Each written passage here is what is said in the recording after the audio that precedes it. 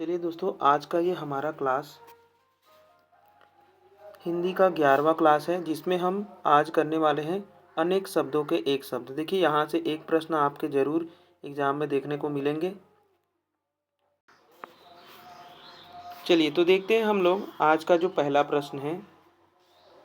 देखिए, सबसे जो पहला प्रश्न क्या बोल रहा है कि जो दूसरे के स्थान पर स्थायी रूप से काम करे, यानी कि कोई पहले से काम कर रहा है और उसके जगह में कोई दूसरा व्यक्ति आ जाता है और उसकी जगह में काम कर रहा है, यानी कि उसको क्या कर दिया है, उसने स्थानांतरित कर दिया है ना।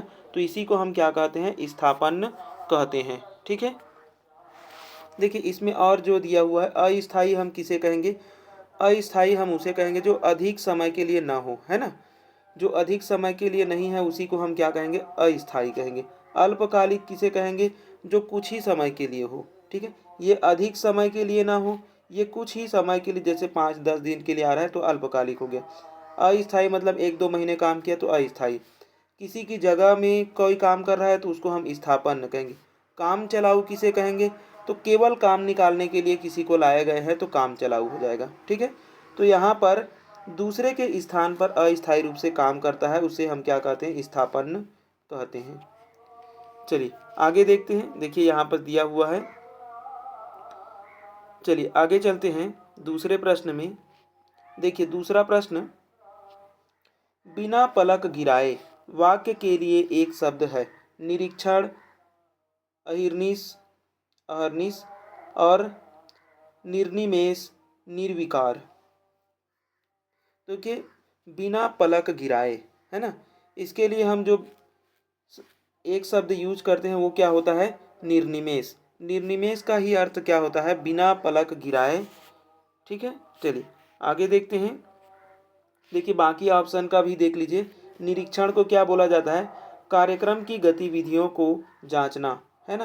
अहर्निश किसे कहते हैं, तो हर एक पल या फिर हर एक समय को हम क्या कहते हैं, अहर्निश कहते हैं। ठीक है। निर्विकार किसे कहते हैं, तो जिसमें कोई विकार ना हो, यानी कि कोई दोष ना हो, उसी को हम क्या कहेंगे, निर्दोष या निर्विकार कहेंगे। ठीक है। अगला है हमारा तीसरा प्रश्न, जिसकी आशा न की गई हो वाक्य के लिए एक शब्द है। आयास, अनायास, प्रत्याशित, अप्रत्याशित। चलिए तो तीसरा प्रश्न का जो आंसर है, जिसकी आशा न की गई हो, उसे हम क्या कहते हैं, अप्रत्याशित कहते हैं। क्या कहते हैं उसको हम लोग, अप्रत्याशित कहते हैं। ठीक है। जिसकी आशा ना हो या फिर, चलिए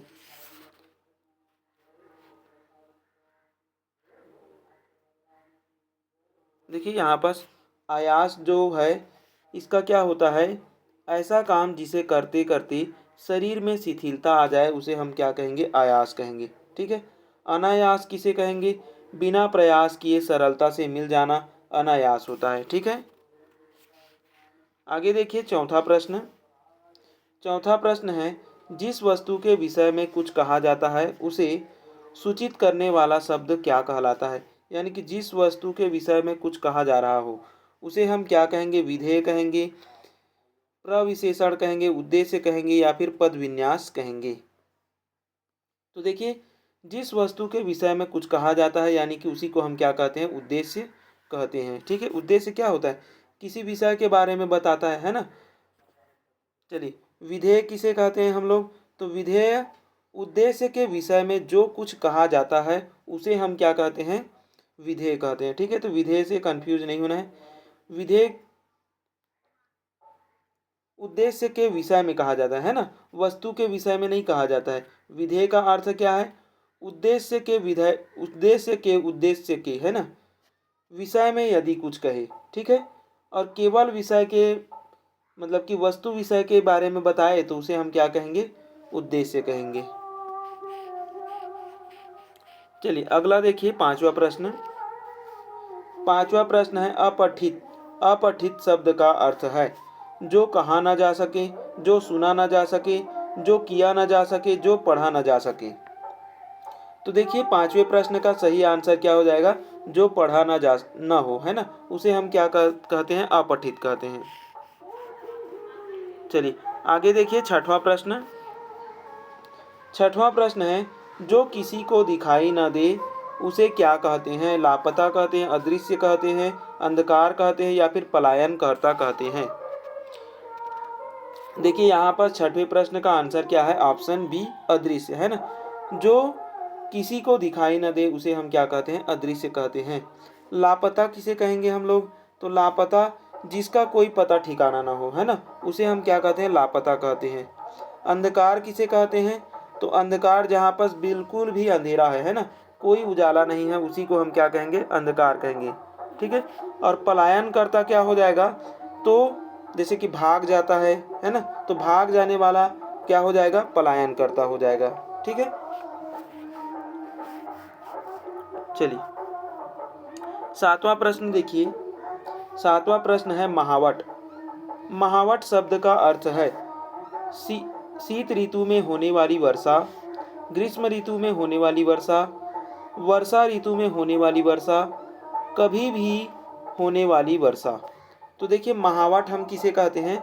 जो शीत के समय में यानी कि शीत ऋतु में होने वाली वर्षा, यानी कि आज के समय में यदि पानी गिर जाता है तो हम उसे क्या कहेंगे? महावट कहेंगे। ठीक है। चलिए आगे देखते हैं। देखिए अगला है हमारा आठवां प्रश्न, यायावर। यायावर के लिए दिए गए 4 विकल्पों में से एक सही वाक्य का चुनाव कीजिए। देखिए यहाँ पर पहला दिया हुआ है, जिसके जीवन का कोई निश्चित उद्देश्य न हो, किसी भी वस्तु को अकस्मात प्रस्तुत करने वाला, एक स्थान पर टिक कर न रहने वाला, इधर उधर निरुद्देश घूमने वाला। तो देखिए यायावर हम किसे कहते हैं? जो एक स्थान पर नहीं टिक के रह सकता, है ना, इधर उधर घूमते रहता है, एक स्थान पर उसका बल नहीं रहता, है ना, एक स्थान पर रुक ही नहीं पाता, तो उसी को हम क्या कहते हैं? यायावर कहते हैं। ठीक है। एक स्थान पर टिक कर न रहने वाले व्यक्ति को हम क्या कहेंगे? यायावर कहेंगे। चलिए अगले प्रश्न पे चलते हैं। अगला है हमारा 9वां प्रश्न। देखिए 9वां प्रश्न क्या बोल रहा है? अपने ही बल पर रहने वाला, अपने ही बल पर रहने वाला यानी कि खुद के बल पर कोई रह रहा है, तो उसके लिए हम एक शब्द क्या यूज करेंगे? सामयिक, स्वयं सिद्ध, स्वावलंबी या फिर सुसुप्सा।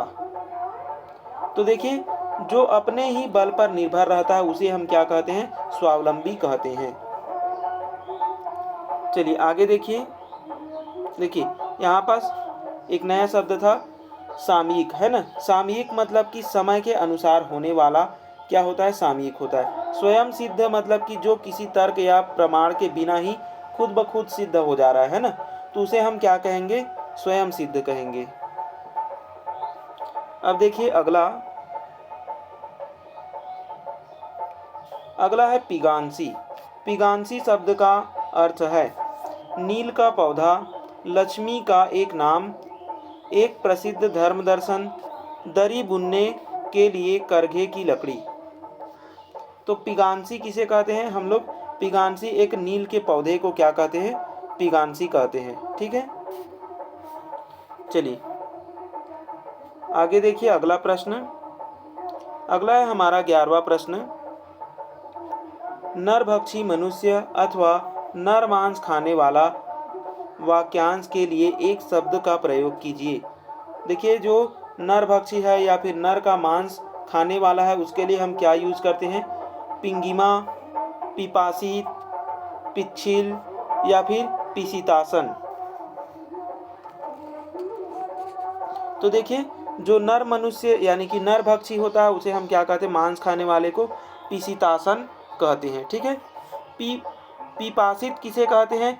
जिसे प्यास लगी हो, है ना, जिसे प्यास लगी रहती है उसे हम क्या कहते हैं? पिपासित कहते हैं। और पिच्छिल किसे कहते हैं? जहाँ फिसलन हो उसी को हम क्या कहते हैं? पिच्छिल कहते हैं।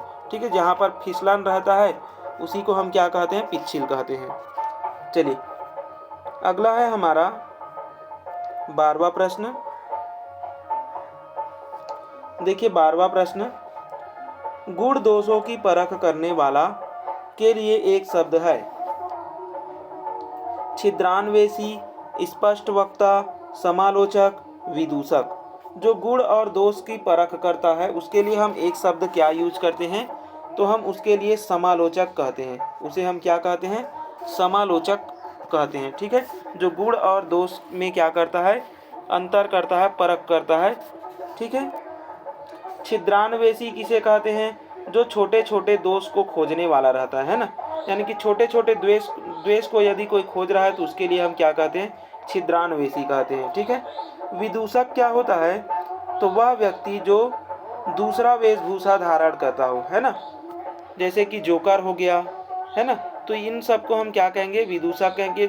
जो दूसरों को हंसाने के लिए क्या कर लेता है, दूसरे में, जैसे कार्टून हो गया, है ना, तो या फिर कोई मॉडल बन जाना, तो इसको हम क्या कहेंगे, विदूषक कहेंगे। ठीक है। स्पष्ट वक्ता किसे कहेंगे, तो बिना भय या बिना संकोच के कोई यदि अपनी बात को कह रहा है तो उसके लिए हम क्या कहेंगे, स्पष्ट वक्ता कहेंगे। चलिए आगे देखिए, अगला है हमारा 13 नंबर प्रश्न। देखिए 13 नंबर प्रश्न, पहाड़ के ऊपर समभूमि, यानी कि पहाड़ के कोई पहाड़ है मान लो इस प्रकार से, जिसके ऊपर में ऐसे समांतर भूमि है। ठीक है।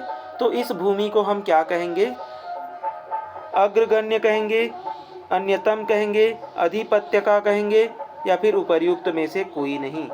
तो देखिए इसके लिए हम क्या यूज करते हैं, अधिपत्य का। ठीक है। चलिए आगे देखिए, अगला है हमारा 14 नंबर प्रश्न, जो मुकदमा दायरा करता है, यानी कि कोई जो मुकदमा दायरा कर रहा है उसे हम क्या कहेंगे, वादी कहेंगे, प्रतिवादी कहेंगे, समवादी कहेंगे, या फिर इनमें से कोई नहीं।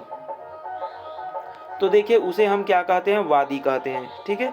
क्या कहते हैं, वादी करते हैं। जो मुकदमा दायरा कर रहे हैं ना, जैसे मान लो मैं किसी के लिए मैं मुकदमा लिखवा रहा हूँ तो मैं वादी हो गया, है ना, और जिसके लिए मैं लिखवा रहा हूँ वो क्या हो जाएगा, प्रतिवादी हो जाएगा। ठीक है। यानी कि जिस पर मैं मुकदमा कर रहा हूँ वो क्या हो गया, प्रतिवादी हो जाएगा, और समवादी जैसा कुछ होता नहीं है। चलिए आगे देखिए, अगला है हमारा 15 नंबर प्रश्न, सम्यक शुद्धि, ऋण आदि को चुकाया जाना। वाक्यांश के लिए एक शब्द है, यानी कि कोई जो है वह सम्यक शुद्धि यानी कि कोई उधारी को चुका रहा है, उसके लिए हम क्या करेंगे, समित, समन, समिता, या फिर इनमें से कोई नहीं। तो देखिए इसके लिए हम क्या यूज करते हैं,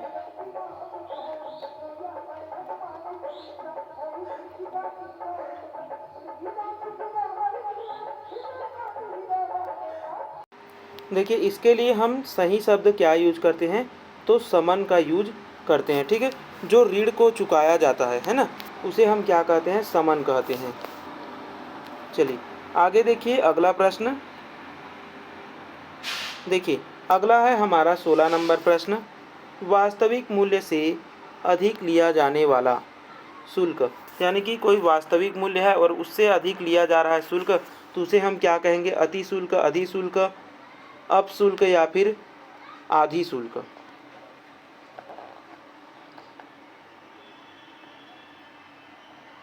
देखिए उसके लिए हम क्या यूज करते हैं, अधिशुल्क, है ना। अगर वास्तविक मूल्य से अधिक में अगर कोई शुल्क लिया, अधिक शुल्क लिया जाए तो उसे अधिशुल्क कहेंगे। अगर उससे कम लिया जाएगा तो उसे हम क्या कहेंगे, अपशुल्क कहेंगे। ठीक है। चलिए आगे देखिए, अगला है हमारा 17 नंबर प्रश्न, जो धरती फोड़कर निकलता है क्या कहलाता है, स्वयंभू, उद्भिज, उद्भव, या फिर धराभव। तो देखिए जो धरती फोड़कर निकलता है उसके लिए हम उद्भिज का प्रयोग करते हैं। चलिए आगे देखिए, अगला प्रश्न 18 नंबर, मधुर भाषण करने वाले, मतलब कि जो मधुर भाषण करने वाला है ना, के लिए एक शब्द चुनिए, अल्पभाषी, बहुभाषी, मधुरभाषी, या फिर तिक्तभाषी। तो देखिए जो मधुरभाषी करने वाला है उसे हम क्या कहते हैं, मधुरभाषी कहते हैं। अल्पभाषी किसे कहते हैं, तो अल्पभाषी जो कम बोलता है ना। मितभाषी किसे कहते हैं, कम बोलने वाले को। ठीक है। और यहाँ पास है बहुभाषी, बहुभाषी मतलब कि बहुत सी भाषाएं जानना, या फिर बोलना, है ना। बहुत सी भाषाएं बोलना बहुभाषी हो जाएगा। ठीक है, चलिए आगे देखिए। अगला है हमारा 19 नंबर प्रश्न, वास्तविक मूल्य से अधिक लिया जाने वाला शुल्क क्या कहलाता है। अभी देखे है 19, शायद ये रिपीट हो रहा है ना। चलिए, तो इसको हम क्या कहते हैं, अधिशुल्क कहते हैं। आगे देखिए 20 नंबर प्रश्न। देखिए 20 नंबर प्रश्न है, जिसका निवारण नहीं किया जा सके उसे क्या कहेंगे। निवारण कहेंगे, अनिवारण कहेंगे, अनिर्णित कहेंगे या फिर अनिवार्य कहेंगे। मतलब कि एक ऐसी वस्तु है जिसका निवारण ही नहीं किया जा रहा, या फिर कोई समस्या है जिसका निवारण नहीं किया जा सकता, है ना, तो उसको हम क्या कहेंगे। तो उसको हम क्या कहेंगे, वो एक प्रकार से अनिवार्य हो गया है ना। क्या हो गया है, अनिवार्य हो गया है, उसका कोई भी समाधान नहीं है। ठीक है, जिसका यदि हम समाधान करते हैं तो क्या हो जाएगा, निवारण हो जाएगा। अनिवारण क्या हो जाएगा, तो सॉरी अनिवार्य, है ना, तो अनिवार्य ही रहेगा। जिसका निवारण नहीं किया जा सकता अनिवार्य कहलाता है। ठीक है, चलिए आगे देखिए। अगला है हमारा 21 नंबर प्रश्न, जानने की इच्छा के लिए उपयुक्त एक शब्द होगा। अभिलाषा, जिज्ञासा, कामना या फिर कल्पना। तो जानने की इच्छा रखने वाले को हम क्या कहते हैं, जिज्ञासा कहते हैं। ठीक है, या फिर जिज्ञासु कहते हैं। व्यक्ति को क्या कहेंगे, जिज्ञासु कहेंगे। चलिए अगला प्रश्न देखिए 22 नंबर प्रश्न, वह मानसिक स्थिति जब किसी अमंगल की घटना हो की बात मन में हो, यानी कि ऐसी मानसिक स्थिति आपको बन जाए कि आपके मन में ऐसे मतलब कि कोई घटना जो है वह घटने वाला है, ऐसे आपको आशंका हो रहा है ना, तो इसके लिए हम क्या करेंगे। तो देखिए मैं पहले ही बता दिया, तो आशंका हो रहा है तो ये क्या हो जाएगा, आशंका ही हो जाएगा। ठीक है, चलिए आगे देखिए। अगला है हमारा 23 नंबर प्रश्न, जो सव्य यानी कि बाएं हाथ से सधा हुआ है के लिए एक शब्द होगा। सधने वाला, साधक, सव्यसाची या फिर साध्य। तो देखिए उसके लिए हम क्या यूज करेंगे, उसके लिए हम करेंगे सव्यसाची। जो बाएं हाथ से सधा है वो क्या हो जाएगा, सव्यसाची हो जाएगा। चलिए अगले प्रश्न पे चलते हैं। अगला है हमारा 24 नंबर प्रश्न, बोलते समय उच्चारण की स्पष्टता के लिए किसी किसी अक्षर पर विशेष बल देने की क्रिया को कहते हैं। निपात, सगम, युग्मक, बालाघात। तो देखिए बोलते समय, है ना, उच्चारण की यदि स्पष्टता नहीं आ रही है और स्पष्टता के लिए हम क्या कर रहे हैं, विशेष जोर दे रहे हैं, तो उसके लिए हम क्या यूज करते हैं, बलाघात का यूज करते हैं। ठीक है, चलिए आगे देखिए। देखिए अगला प्रश्न है हमारा, जो सब कुछ जानता हो, यानी कि जो सब कुछ जानता है उसे हम क्या कहते हैं, बहुज्ञ, सर्वज्ञ, अल्पज्ञ या फिर अभिज्ञ। तो देखिए जो सब कुछ जानता है उसके लिए क्या यूज होता है, सर्वज्ञ होता है। ठीक है,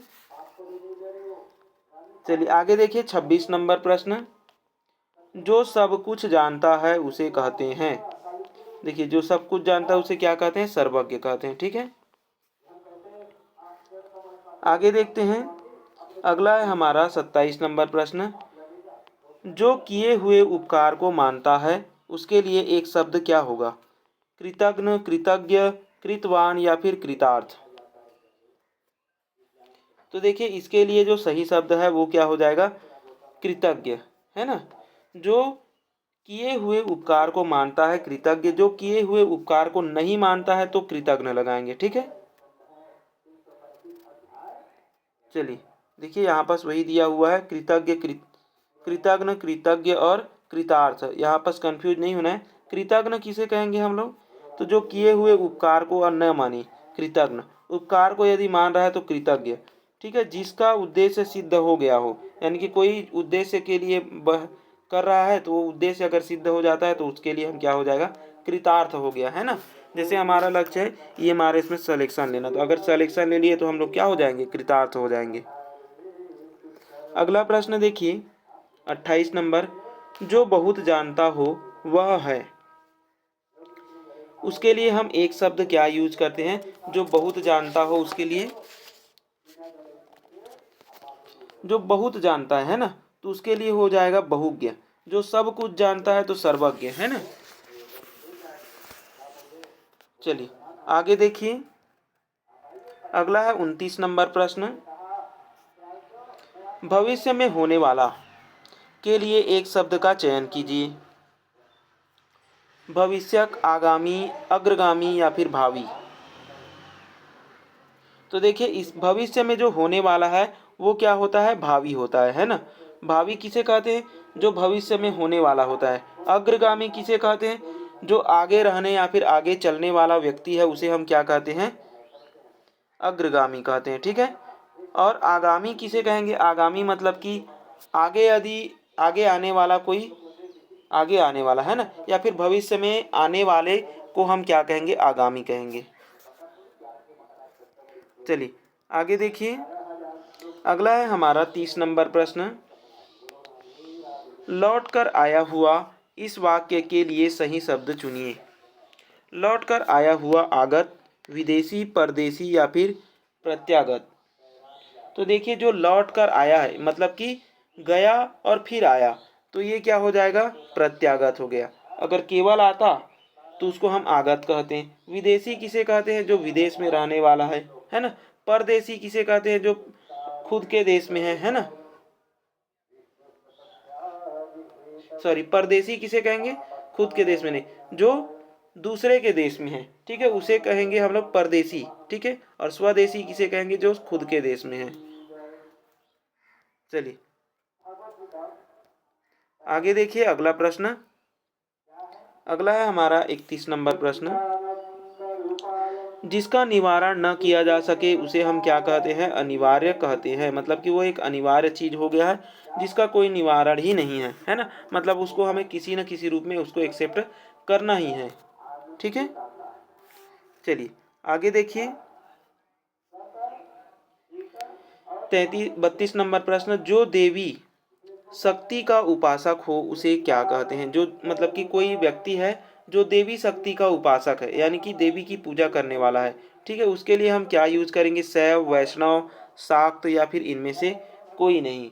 तो देखिए जो देवी का उपासक होता है उसे हम क्या कहते हैं? शाक्त कहते हैं, ठीक है। चलिए आगे देखिए, और शैव किसे कहते हैं? तो शैव शिव को मानने वाले को, वैष्णव विष्णु को मानने वाला। चलिए आगे देखते हैं, अगला है हमारा 33 नंबर प्रश्न। इनमें से किसका संबंध शारीरिक क्रिया से है, यानी शरीर की क्रिया से है? तो देखिए जठरानल, यानी कि जो पेट के अंदर है जठर, उसमें लगने वाले आग को हम क्या कहते हैं? जठरानल कहते हैं, है ना। दावानल मतलब कि जंगल में लगने वाला आग। बड़वानल किसे कहते हैं? समुद्र में लगने वाला नल, सॉरी आग, है ना। तो यहाँ पास क्या बोल रहा है कि शारीरिक क्रिया से संबंधित है, ये पूछ रहा है, तो ये हो जाएगा हमारा ऑप्शन नंबर ए, ठीक है।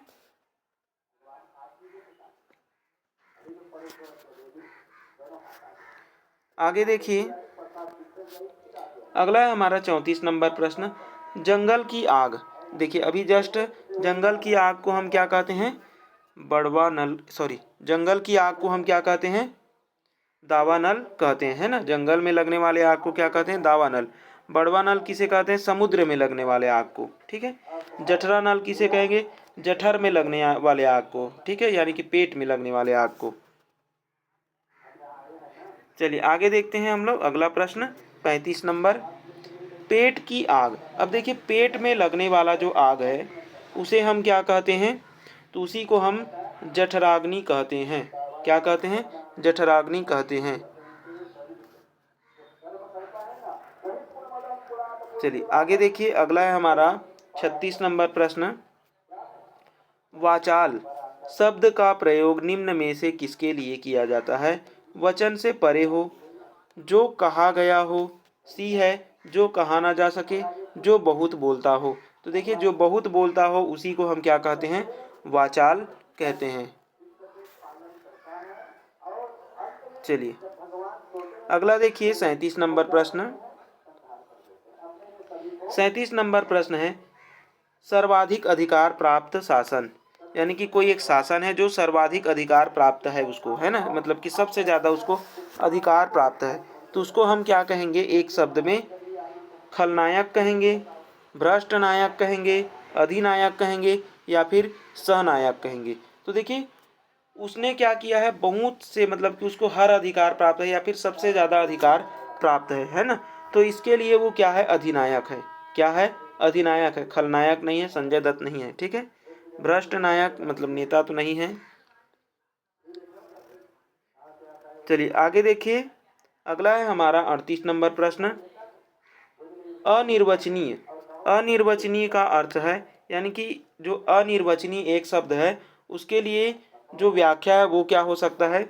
जो वचन कहने के योग्य न हो।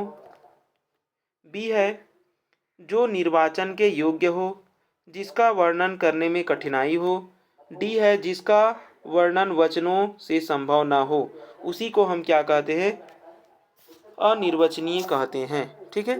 अनिर्वचनीय मतलब कि वचन से हम उस चीज को नहीं कह पा रहे हैं ना, तो उसके लिए हमने क्या कह दिया? अनिर्वचनीय। चलिए अगला है जो मांस खाता है उसे हम क्या कहते हैं? निरामिष कहते हैं, सामीस कहते हैं, सर्वभक्षी या फिर हिंसाचारी कहते हैं। तो देखिए इसके लिए एक शब्द क्या है? सामीस। जो मांस खाता है उसे हम क्या कहते हैं? सामीस कहते हैं। जो मांस नहीं खाता है उसे हम क्या कहते हैं? निरामिष कहते हैं। सर्वभक्षी किसे कहेंगे? जो सब कुछ खा लेता है ना, सर्वभक्षी हो गया। चलिए देखिए आगे चलते हैं अगले प्रश्न में। अगला है हमारा 40 नंबर प्रश्न अरण्य रोदन। देखिए अरण्य रोदन का सही अर्थ बताइए। ऐसा कथन जिस पर सब ध्यान दें, व्यर्थ में रोना। ऐसा कथन जिस पर कोई ध्यान न दे, चोट लगने पर रोना, उसे अरण्य। देखिए अरण्य रोदन हम किसे कहते हैं? ऐसा कथन जिसका कोई ध्यान न दे, है ना, उसी को हम क्या कहते हैं? यानी कि जिस पर कोई ध्यान नहीं दे रहा है। चलिए तो इसका जो सही आंसर है वो है हमारा ऑप्शन नंबर सी। आगे चलते हैं, अगला है हमारा 41 नंबर प्रश्न सबसे पहले गिना जाने वाला, यानी कि जो सबसे पहले गिना जा रहा है उसे हम क्या कहेंगे? प्रथम, अग्रज, आरंभ या फिर अग्रगण्य। तो देखिए जो सबसे पहले गिना जाता है उसे क्या कहते हैं? अग्रगण्य कहते हैं, ठीक है। चलिए आगे देखते हैं, अगला है हमारा 42 नंबर प्रश्न किसी गलती पर दुखी होने के लिए एक शब्द है। मतलब कि कोई गलती है जिस पर आप दुखी हो, तो उसके लिए आप एक शब्द क्या क्या यूज करोगे? कष्ट, पीड़ा, शोक, खेद। तो देखिए अगर कोई गलती हो जाती है जिस पर आपको दुखी प्रकट करना है ना, तो दुख प्रकट करने के लिए हम क्या करते हैं? खेद का यूज करते हैं। चलिए आगे देखिए 43 नंबर प्रश्न 43 नंबर युग्म। युग्म शब्द का अर्थ है जुड़ा हुआ। जुड़ा हुआ मगर अर्थ अलग अलग। एक मतलब कि अर्थ एक ही, और डी ऑप्शन दिया हुआ है अर्थ ही नहीं होता। यानी कि जो युग्म है वो क्या होता है? तो देखिए युग्म हम किसे कहेंगे? जो जुड़ा हुआ रहता है ना, लेकिन अर्थ अलग अलग हो सकते हैं। जैसे कि माता पिता हो गया, रोना धोना हो गया, है ना, तो ये सभी क्या है? जुड़े हैं मगर अलग अलग अर्थ देते हैं, ठीक है। उसके लिए हम उसको क्या कहते हैं? युग्म कहते हैं। चलिए आगे देखिए 44 नंबर प्रश्न 44 नंबर बोल रहा है कि प्रतिष्ठा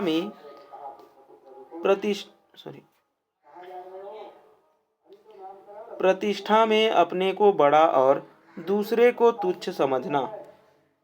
उपर्युक्त वाक्यांश के लिए कौन सा शब्द उपयुक्त होगा? यानी कि देखिए प्रतिष्ठा, यदि कोई प्रतिष्ठा में अपने आप को बड़ा समझ रहा है और दूसरों को बहुत छोटा यानी तुच्छ समझ रहा है, तो इसके लिए हम उसको एक शब्द क्या देंगे? दर्प देंगे, घमंड देंगे, अभिमान देंगे या फिर गुरूर देंगे।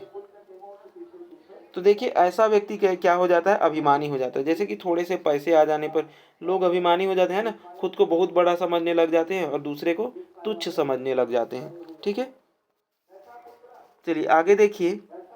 अगला है हमारा 45 नंबर प्रश्न।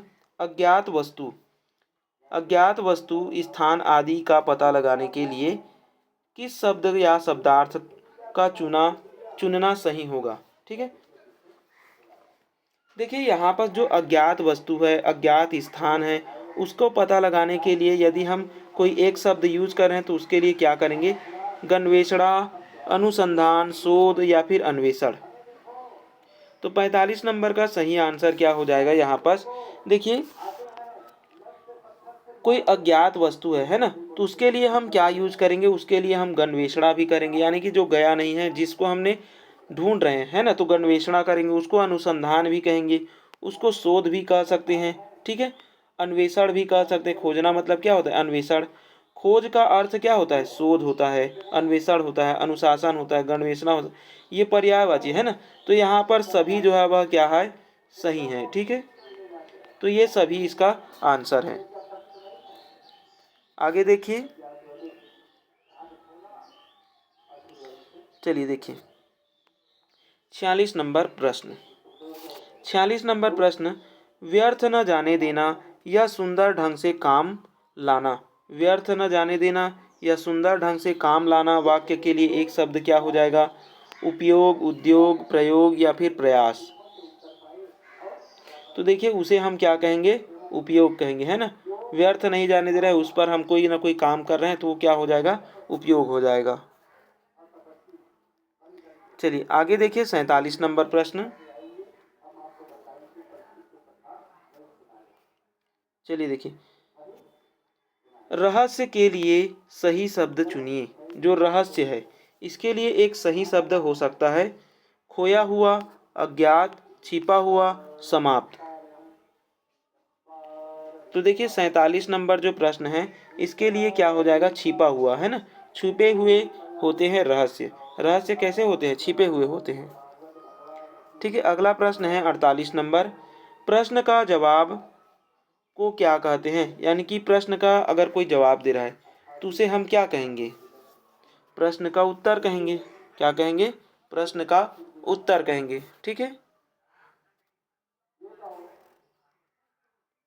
अगला है हमारा 49 नंबर प्रश्न। ऐसा कवि जो विषय अनुसार तत्काल रचना कर दे, यानी कि एक कवि है जो विषय के अनुसार तुरंत ही कविता बना देता है ना, उसे हम क्या कहेंगे, महाकवि कहेंगे, कविस कहेंगे, आशु कवि कहेंगे या फिर कविराज कहेंगे। तो देखिए जो तुरंत ही किसी कविता की रचना करता है उसके लिए हम उसको एक शब्द देते हैं आशु कवि। क्या कहते हैं, आशु कवि। ठीक है, चलिए अगला है हमारा 50 नंबर प्रश्न। जिसमें बुढ़ापा न आए, यानी कि जिसको बुढ़ापा न आए उसे हम क्या कहेंगे, युवा कहेंगे, अजर कहेंगे, युवक कहेंगे या फिर अमर कहेंगे।